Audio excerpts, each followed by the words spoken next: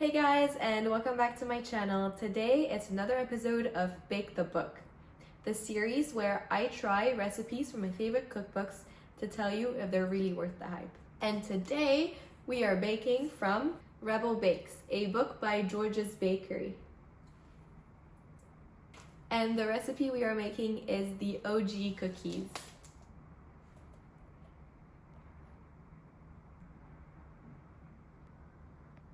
I will leave all the ingredients that I used for this recipe in the description down below. These cookies are thin, chewy, and packed with chocolate. They definitely look the part, but do they taste like the real deal? Let's find out. I've been dying to make these, so let's get baking. This recipe was super straightforward and very easy to follow. The dough comes together in minutes, and I highly recommend using a stand mixer. It makes the whole process a lot quicker and a lot easier. Plus, there's no chilling time required, which means that if you're craving cookies, you can have them baked and ready in 30 minutes flat. Another win is that all the ingredients are pantry staples.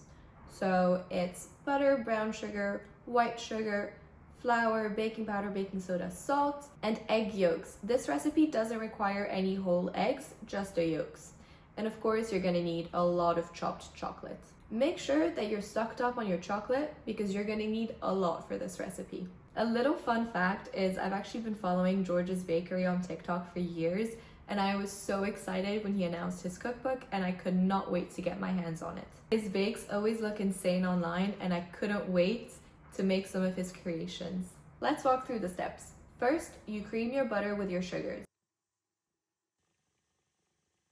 You want to do this for a couple of minutes until it's super light and fluffy. Now, the next step in the recipe is where it gets a little fuzzy for me.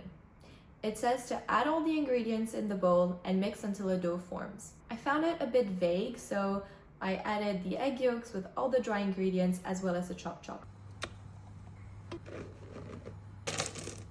This might just be because I'm a baking control freak, but I really appreciate super clear instructions. That said, I also do love an easy, no-fuss recipe. The dough came out slightly more crumbly than I used to, but it did smell amazing, so I was so excited to bake these.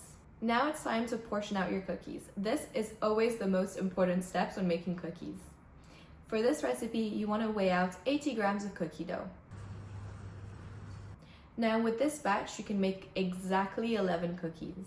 I love a recipe that is that specific.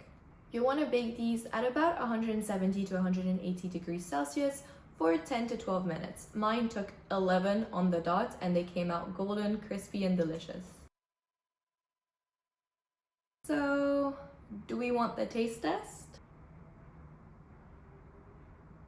These look absolutely beautiful. I will say though, there is an extra step in the recipe where you need to bang your pan once they come out of the oven, and I find that step so important.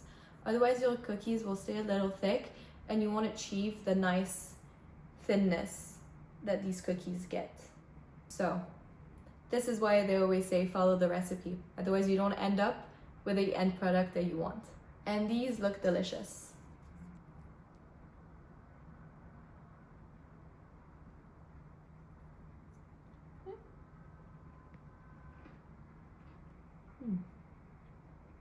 So here's the verdict. These cookies, in my opinion, are delicious. They're seriously good.